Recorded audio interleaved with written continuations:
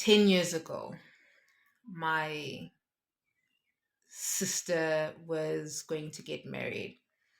And the whole setup, I went to um, the guy's house because my mom was friends with her mom. And I was sitting with this lady because my sister, I think she was coming from Joburg back to Durban at the time. She was visiting. And I'm sitting with this woman and I'm just not feeling her vibes. I'm just like, this woman kind of something. She's just very off with me. And basically go back home. My sister comes. My mom's like, quickly change. There's a guy you need to meet. Now that's her friend's son.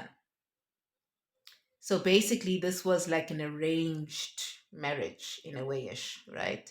Single mom on one end, and then mom who's married on one end. Eventually, during this process, right, um, I'm observing how she is interacting with this guy. I'm looking at this guy and I'm just like, this is not, this is big time, like, no. And I kept asking questions and I'd be like, but are you sure?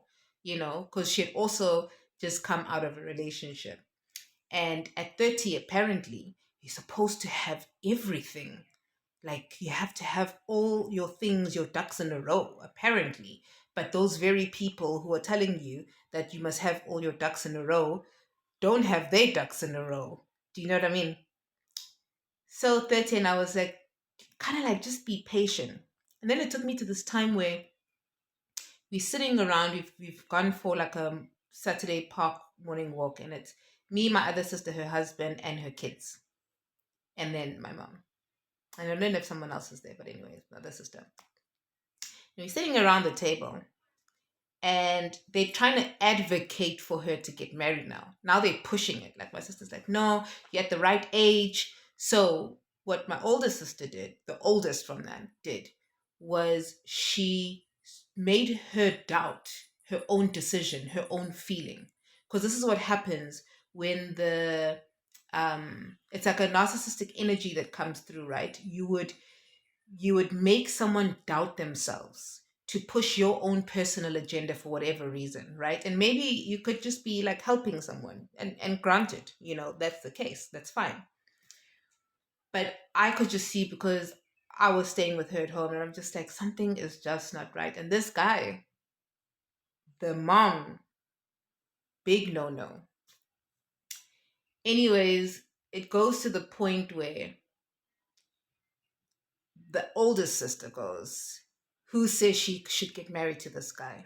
And everybody picked up their hands. But I could see the kids like hesitant, but then they eventually picked up their hands. And I was the only one who said, don't do this. And I'm not trying to, in any way or form, um, degrade the marriage that they had. But I go back to those 3 points that I made. I said my intention is to share how people just follow, how you are such an influence to your kids, and how we need to honor now more our spiritual brothers and sisters who are able to, who have either like spiritual gifts, bungoma, whatever sort of healing they have the foresight to be able to see. We need to lean into that a little bit more if we are to support the ecosystem of how spirit comes down as an experience on earth, and how we are supporting each other. It's like this yin and this yang. And unfortunately, um, they are now split. And one could also say, also thank you for that, because her energy needed to be restored. She really needed to be restored from the jump. That wasn't a um, good relationship. It was an experience to have, definitely.